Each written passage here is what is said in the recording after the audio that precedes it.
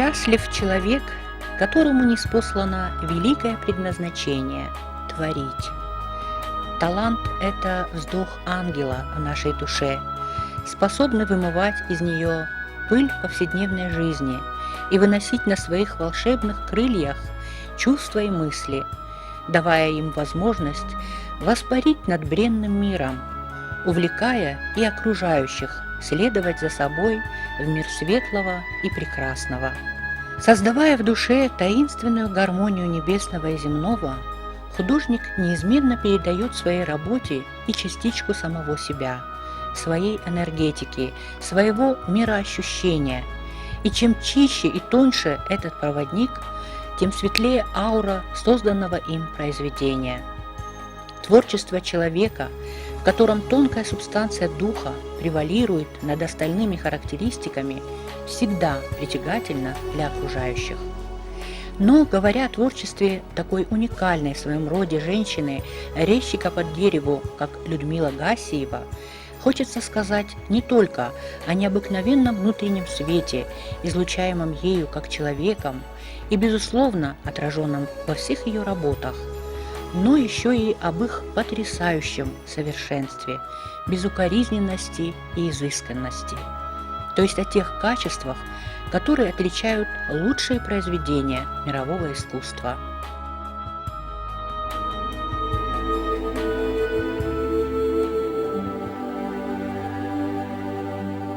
Меня вдохновили вот эти гравюры Кароль Свельда. Вот у меня прямо вообще что-то началось внутри. Вот я ему даже пошла в церкви и поставила свечку. Это он жил в позапрошлом столетии.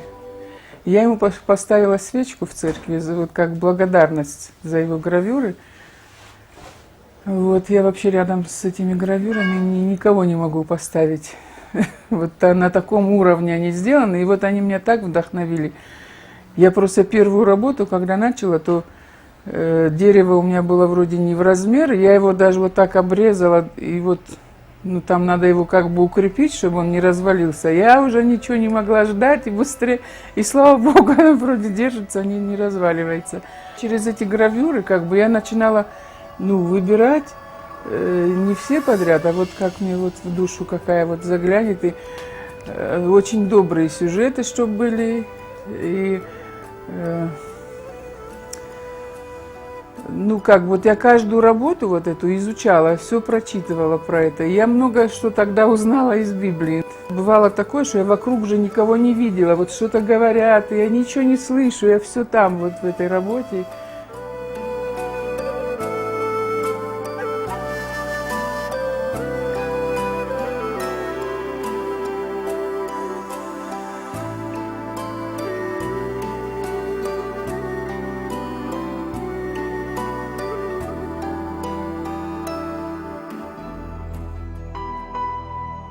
Чарующий мир картин Людмилы Гассиевой с живым ощущением пространства, волшебный сплав легко переливающихся друг в друга красок, филигранное мастерство являются как бы зеркальным отражением духовных исканий автора. Мастер умело выхватывает у времени летящие мгновения, а чудо таланта, виртуозное мастерство и тонкая интуиция оживляют в дереве могучее таинство высокого искусства, потрясающего искусства, когда на плоскости деревянной доски в 1,5 сантиметра толщиной художник вмещает целый мир, а умелая игра тональных оттенков усиливает объемность форм и волшебным образом вдыхает в них жизнь. Я был удивлен вообще. Я думал, что и только я работаю по дереву, а здесь вообще оказалось более профессиональные такие вещи. Там молодчина, но я восхищаюсь вообще этими работами. Здесь очень сочетается и графика, и скульптура, и декорирование работ. Вообще это прекрасно, не преувеличено, не перебарщивая, а держит такой вкус на высоком уровне. Женщина и выполняет мужскую работу но лучше и красивее, чем ее достоинство. Она, пожалуй, единственный резчик по дереву, представительница женского пола.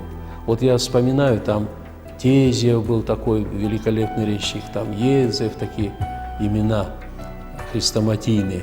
Но вот начиная даже с древних времен и по сей день, я не могу вспомнить ни одну женщину, которая бы работала с деревом. Это вообще интересно.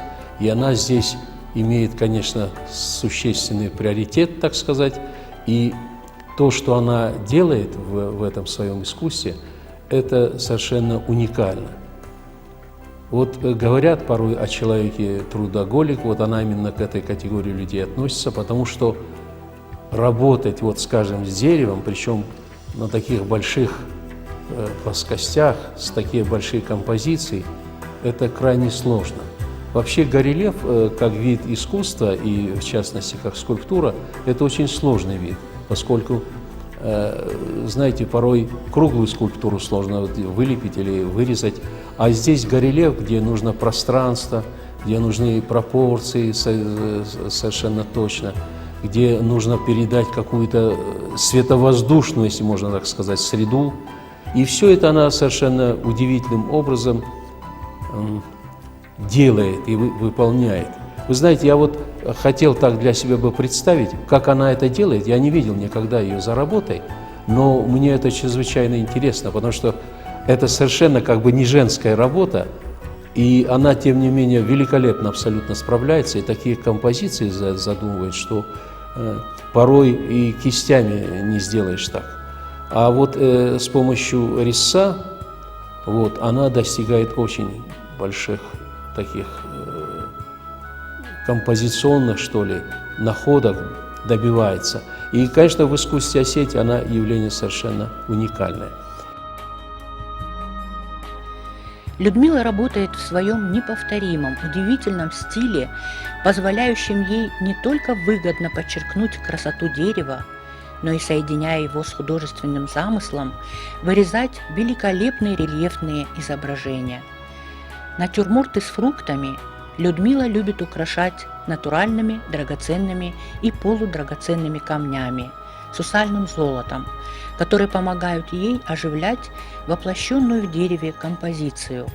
И таким образом мир обретает новый шедевр искусства. Дерево и руки такого талантливого художника – это волшебный союз красоты и добра.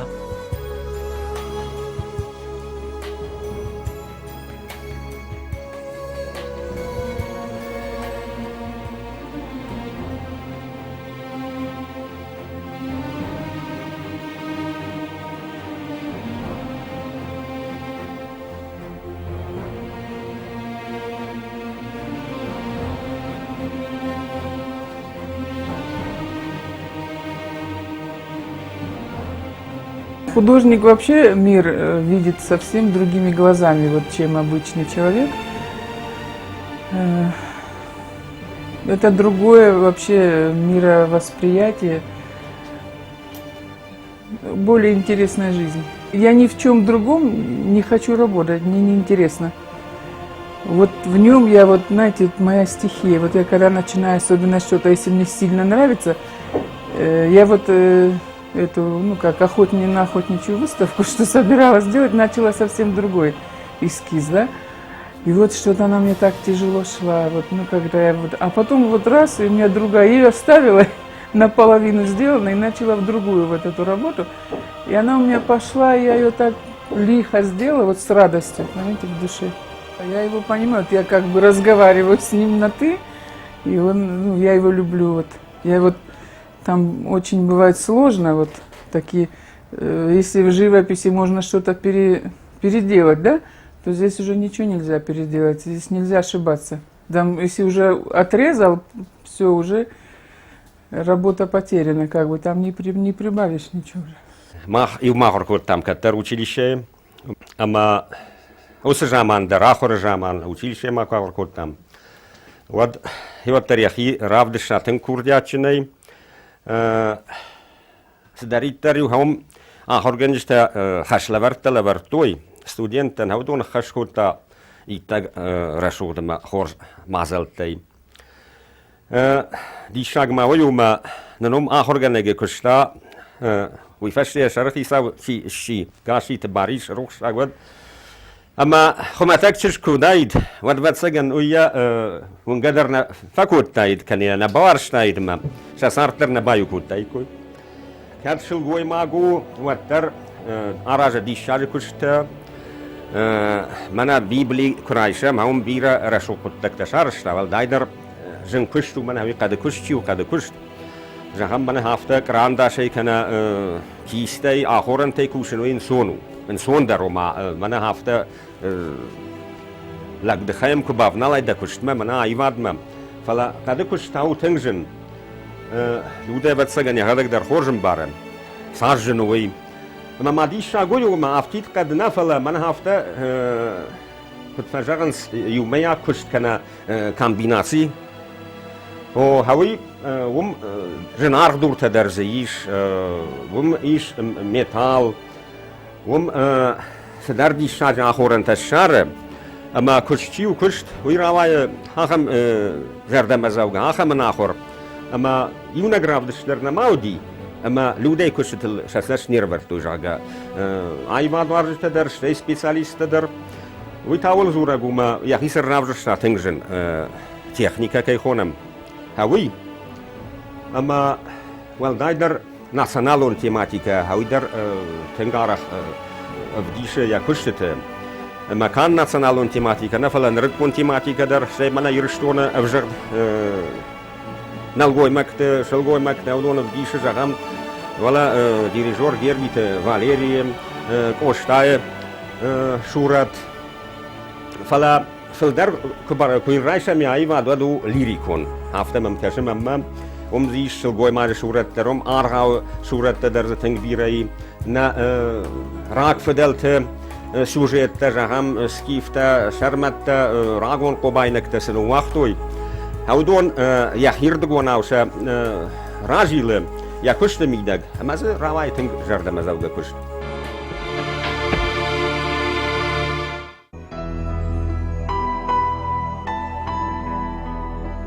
Изготовление резных изделий из дерева – это уникальное искусство, требующее от мастера тонкого художественного вкуса, умения работать с материалом, грамотно подчеркивать его структуру и фактуру, не допуская ошибок. Резьба не только оживляет дерево, но и помогает вдохнуть в помещение, в котором находится изделие мастера, особую энергетику, наполнить его уютом и светлой аурой вдохновенного творчества, помогает окрылить душу зрителя прикосновением к прекрасному. Я вообще все люблю, что делается руками человеческими.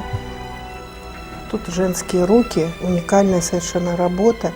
И просто мечтала бы вот так же сделать, работать в такой же технике с деревом. Людмилу как художника я очень уважаю. И не только потому, что это женщина, художник, который работает в такой сложной технике с деревом, и за ее работы, библейские работы, потому что которые я считаю вообще уникальными для нашего искусства. И вообще, я не помню, у меня нет на памяти, я сразу как-то вот не вспомню, что кто-то еще в такой, во-первых, на дереве работал в такой технике. Библию иллюстрировали, но иллюстрировать ее в деревянных барельефах, не знаю, по-моему, такого не было. Это уникальные были совершенно работы. Для меня всегда загадка, как вот из этого куска дерева появляется вот это проекция жизни, потому что это действительно проекция жизни. Вот этот потрясающий натюрморт ее с головой бараньей, с лопачатками, с чесноком, он как живой, понимаете? Для меня это всегда загадка, как это получается. Так же, как загадка, как можно вот освободить от лишнего кусок мрамора. И получается потрясающее совершенно живое тело человеческое. Вот то же самое. Поэтому я люди завидую, сразу признаюсь, просто завидую, что она вот это все делает, и ахам такая сила в ней есть, что она вот может вот такое понимание жизни свое реализовывать, это просто для меня, конечно, я же еще раз повторяю, загадка. Когда человек смотрит на ее картины, он поражается вот этому, так сказать, вот дереву, которое живет, которое дышит, которое теплое, которое передает вот человеческие фигуры, фазы движения и взгляд. И это все дерево. И я считаю, что, наверное, в дереве, вот как не профессионал, наверное, художники меня поправят, но, наверное, это сложнее все делать, да? Намного сложнее. И поэтому я вот просто еще раз восхищаюсь ее работами. И еще раз я ей благодарна за то, что вот я имею возможность выразить ей свое восхищение в этой передаче. Мне бы хотелось ей пожелать, чтобы ее творческая фантазия, вот ее муза не покидала, вот грубо говоря. Можно много говорить, но вот односложно муза ее не покидала, и чтобы она как можно больше сил ей хватало, потому что это требует каких-то и физических затрат. Как можно больше сил ей хватило вот на то, чтобы она еще нас радовала своими работами. И еще второй момент, как бы вторая сторона медали, это то, что чтобы все это было оценено. Потому что, к сожалению, при жизни художника это редко когда бывает оценено адекватно тем затратам и тем силам и тому таланту, который он вкладывает в свои произведения. Мне хотелось бы, конечно, ей пожелать очень больших успехов. Оптимизма нужно ей самой, как художнику, как личности. Почему? Потому что, когда тебя мало знают, понимаете, порой человек как-то сам уходит в себя и как бы занимается внутренним своим каким-то миром. А на самом деле надо открываться больше народу, людям, публике, чтобы они больше узнали. Надо, конечно, и музею что-то приобретать, художественному музею. Надо, чтобы эти работы не уходили на сторону. Легче все продать, а вот сохранить и воспитывать на этом, это очень сложно. И я думаю, что это задача, которая стоит не только перед Людмилой, но и перед всеми нами.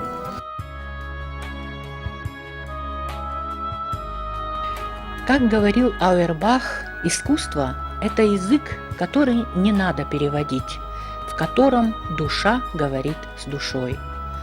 Как много могли бы рассказать эти великолепные работы настоящим ценителям искусства всего мира о маленькой Осетии, в которой живет эта милая, необыкновенно одаренная женщина Людмила Гассиева. Они, безусловно, стали бы для них потрясением и могли бы стать украшением самых лучших музеев мира. Но, к сожалению, эти работы не часто видят даже соотечественники у нас в республике, поскольку, как ни парадоксально, в необыкновенно богатой талантами Осетии нет постоянно действующей картинной галереи, в которой хранились бы работы, представляющие национальное достояние осетинского народа. Что же касается Людмилы Гассиевой, которую подарила Осетии фамилия Хитаговых из селения Хидакуш, где она родилась, то ей, как истинному творцу, удается успешно выполнять свое великое предназначение – ронять в души людей бессмертные семена добра, света и радости. Она делает это с упоением и полной самоотдачей. И это так важно, когда в мир приходит искусство нравственно и духовно чистого человека. Применительно к Людмиле Гассиевой особенно верно звучат слова Огюста Родена, который говорил: «Мир будет счастлив только тогда, когда у каждого человека будет душа художника».